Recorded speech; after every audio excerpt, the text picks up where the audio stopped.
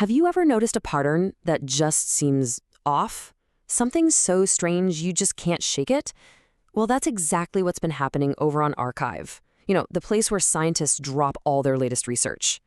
There's been this flood of papers on quantum computing, and they all seem to point back to one single mysterious source.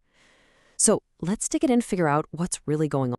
So here's the question that kicked this whole thing off. People who watch this space started noticing this absolute tidal wave of super mathematical quantum papers. And the weird thing was they all seemed to be coming from the same place, what looked like a single mysterious company. It just felt strange. How could one group be pumping out so much work in a field this complex? And this right here, this is the clue that started the entire investigation. Paper after paper, the author's affiliation was listed with these two characters, Shangdu, that's pronounced Shangdu. This had to be the name of the company, right? But what in the world is Shangdu? This is where the detective work begins. All right, to solve this mystery, the first thing we have to do is decode that name. What does it actually mean? And more importantly, who or what is really behind it? It turns out the literal translation of Shangdu is the upper capital. I mean, that's a pretty grand name, right? It definitely doesn't sound like your average tech company. If anything, that just makes the whole thing even more mysterious. It's not a brand any of us recognize, so what is it really? And here it is, the first big reveal. Shangdu isn't a single company at all. It's more like a code name for this massive cluster of China's absolute top-tier research groups, both in industry and academia. We are talking about the heavy hitters, Alibaba, Huawei, Tencent, and Baidu, working alongside the country's best universities. So the key here is this isn't just one organization. It's a huge national-level effort. Okay, so now we know who is behind all these papers. But that brings up the next obvious question: what are they actually publishing? Why is it all so intensely mathematical? Just pages and pages of equations.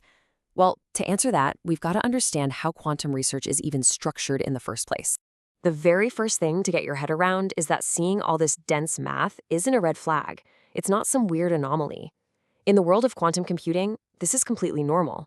In fact, it's a totally intentional and absolutely essential part of the whole process. The best way to think about modern quantum research is like a three-layer stack. Way down at the bottom, you've got pure mathematical theory. Then the next layer up is algorithms and complexity. And only at the very, very top of the stack do you actually get to the hardware and experiments. The vast majority of the work, the real heavy lifting, happens in those first two layers, long before anyone even thinks about building a physical machine.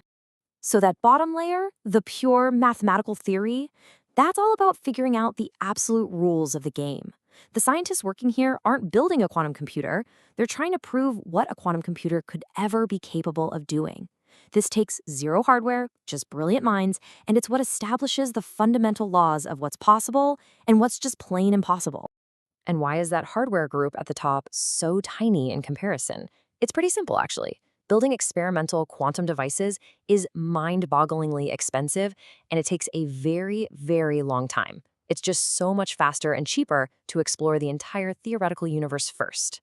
Okay, so we know who Shangdu really is, and we know that this theory-heavy research is totally normal. So the next logical question is, why are these specific labs in China focusing so intensely on this foundational theoretical work? Well, this isn't random. It's a strategy. Just think about it from a national strategic level for a second. If your goal is to lead the next great technological revolution, where do you put your resources first?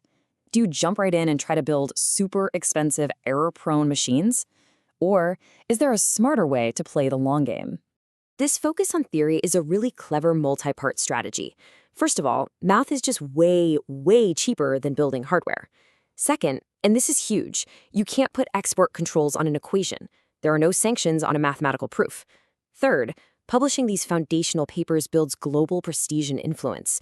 By dominating the mathematical groundwork now, a country gets massive long-term leverage for when the hardware finally catches. All right, now let's zoom all the way out. We've decoded the name, we understand the structure of the research, and we've uncovered the strategy. It's time to put all of these pieces together and really see the global context.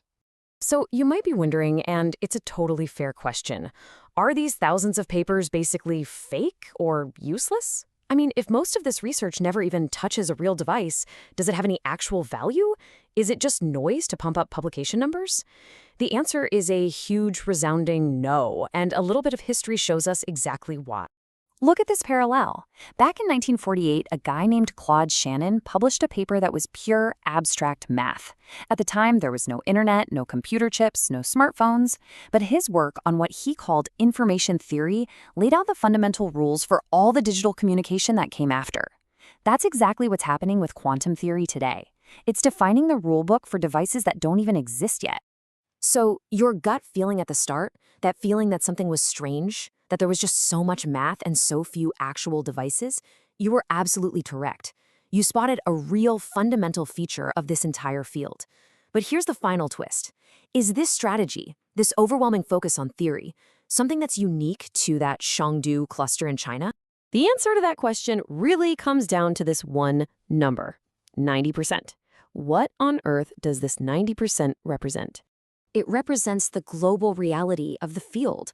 Worldwide, a staggering 90% of all quantum research papers are purely theoretical. Less than 10% of them actually involve real hardware. The phenomenon you noticed isn't just a Chinese strategy. It's how the entire world is trying to tackle the quantum frontier. So, what started out seeming like this weird, localized mystery is actually a deep insight into the very nature of modern, cutting-edge science. Progress at the absolute frontier doesn't start with machines and gadgets. It starts with ideas, with mathematics, with defining the very boundaries of what is possible. And that really brings us to the final and most important point. That feeling of being overwhelmed by this flood of abstract papers, you weren't confused. You were actually starting to see the invisible architecture that holds up one of the greatest scientific quests of our time. You were seeing the blueprint before the building was ever constructed.